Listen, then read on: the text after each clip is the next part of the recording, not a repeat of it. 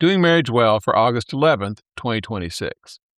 Facing the hard truth about what we withhold from our spouse. Yesterday, I suggested the need for emotional connection and sexual connection are very similar, and limiting either one is like limiting the other. I also suggested what makes it difficult for many to accept this is what it would mean for them if they did. The man who feels he's not getting enough sex is angry, and he feels justified being angry. He tells himself he would never deny his wife sex because he loves her and he would never hurt her in that way. And odds are, he would not do that. But what if he is doing something every bit as painful to her by not being there for her emotionally? How many wives are doing the reverse? They would never dream of hurting their husband by not being there for him emotionally, but they don't see only having sex a few times a month as being in any way similar. We make our hurts big and downplay other people's pain.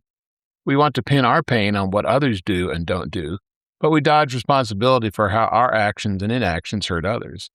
We do this because of cognitive dissonance, the mental discomfort we feel when our actions don't match our beliefs.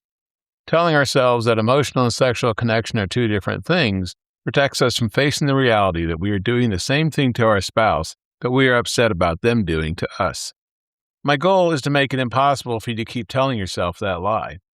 I realize that is a horrible thing to do to you. It's going to hurt, and it's going to force you to make some difficult decisions. But if you accept this truth, it could be the start of some significant changes in your marriage.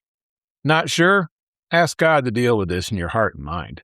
Ask Him to make it real to you if it's true. I dare you. The exception. If your marriage is in a bad place, such as an addiction, adultery, neglect, or ongoing anger, you will need to deal with those things before you deal with the connection issues.